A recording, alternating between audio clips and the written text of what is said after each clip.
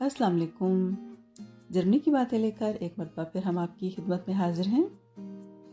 आज हम आपको अपने ही ज़िला के एक और साहिल समुंदर पर लेकर जा रहे हैं जो कि गेल्टिंग के नाम से काफ़ी शोहरत रखता है। आज का हमारा सारा दिन गेल्टिंग में गुजरा और बच्चों के साथ साथ बड़े भी बहुत ही लुत्फ़अंदोज़ हुए। आज के सारे दिन में हमने क्या कुछ किया इसकी तफसील इंशाल्लाह आगे चल के आपको नज़र आएगी।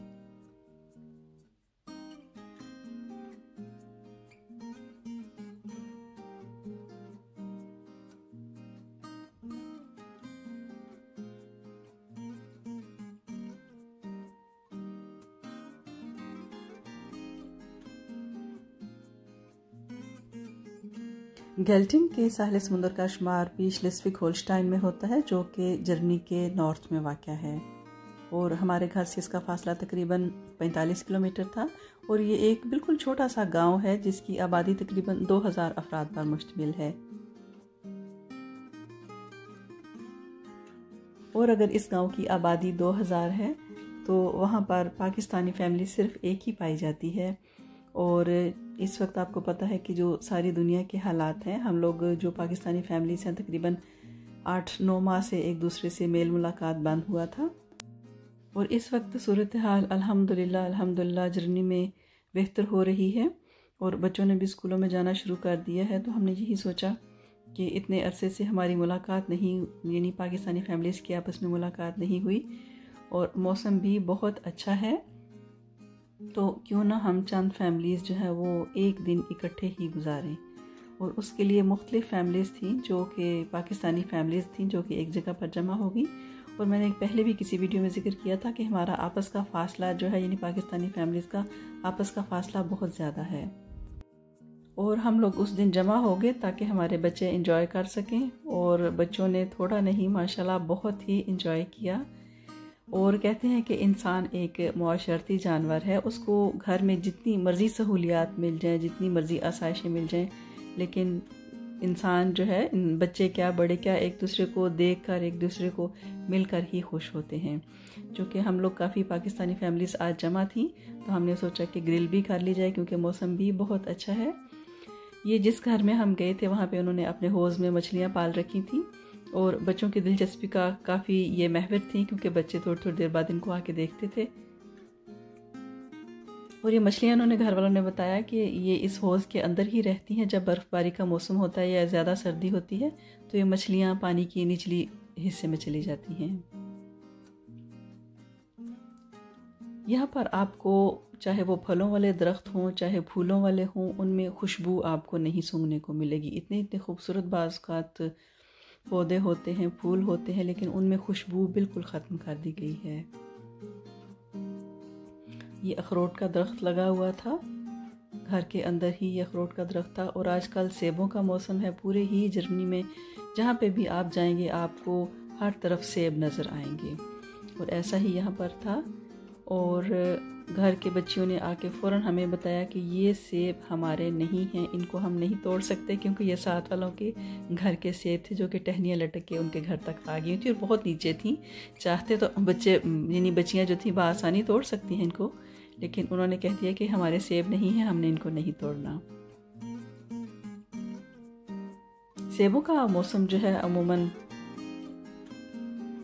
सितंबर और अक्टूबर तक होता है, यानी सितंबर अक्टूबर में सेब पक के बिल्कुल तैयार हो जाते हैं। और चूँकि हम लोग माशाल्लाह काफ़ी जमा हुए थे इसलिए हमने सोचा कि ग्रिल कर ली जाए।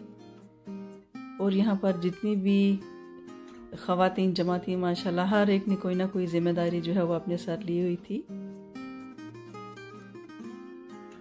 बड़ों ने तो ग्रिल का काम संभाला हुआ था और अपने आप को मसरूफ़ रखा हुआ था और बच्चियाँ जो थी वो भी फारिग बैठना उन्होंने पसंद नहीं किया और जो बेकिंग वाला काम था वो उन्होंने अपने साथ ले लिया।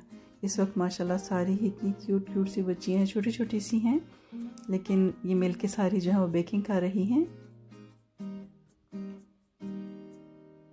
और मैं देख रही थी कि बहुत ही शौक़ से माशाल्लाह ये सारी यहाँ पे लगी हुई थी कि हमने भी साथ मिल के मदद करनी है।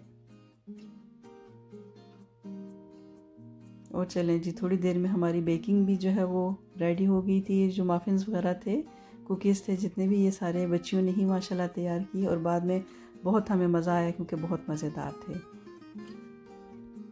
और जिन बच्चों की उम्र सिर्फ खेलने और कूदने की थी, उन्होंने भी आज के दिन से भरपूर फ़ायदा उठाया और खूब एंजॉय किया।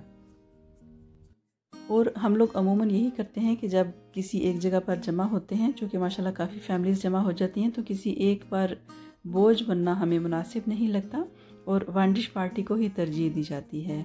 और माशाल्लाह हर फैमिली जो है वो घर से कुछ ना कुछ तैयार करके लेकर आ जाती है।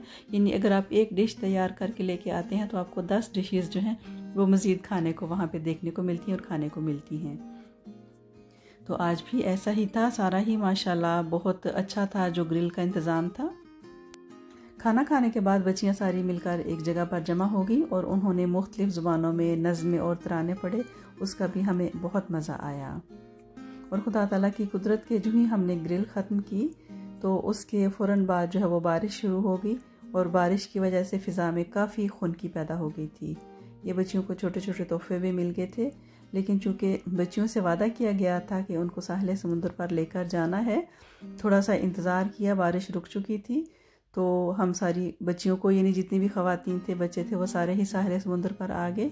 शाम का वक्त हो चुका था और गेल्टिंग का ये वाला इलाका भी सैर व तफरीह के लिए बहुत ज़्यादा शोहरत रखता है और ख़ास तौर पे गर्मियों में तो लोग दूर दराज से यहाँ पर आते हैं और अपनी जो कैरावान है वो साथ लेकर आते हैं, वहीं पर रहाइश रखते हैं। होटल्स वगैरह भी हैं जिनकी बुकिंग करवा ली जाती है। सारा सारा दिन इस इलाके में लोग सैर के लिए जाते हैं। बहुत ही खूबसूरत इलाका है। चूँकि शाम का वक्त हो चुका हुआ था इसलिए हम सारी जगहों पे सैर नहीं कर सके और यहाँ पर भी जो मंज़र था उसकी मैं अक्कासी शायद आपको ना कर सकूँ, क्योंकि मैंने बताया कि शाम का वक्त हो चुका हुआ था। थोड़ी देर पहले ही बारिश होकर हटी थी, बादल अभी भी नज़र आ रहे हैं, इसलिए वीडियो बहुत ज़्यादा क्लियर नहीं है, लेकिन यहाँ पर हमें देख के बहुत ही मज़ा आया। जो छोटे बच्चों वाली माएँ थी वो तो बच्चों को लेकर झूलों पे चली गई और हम लोग यहाँ पर आ गए थे क्योंकि इन्होंने लकड़ी के छोटे छोटे पुल बनाए हुए हैं कि अगर आपने बोट तक जाना है तो उस पुल के ऊपर से गुजर के जा सकें।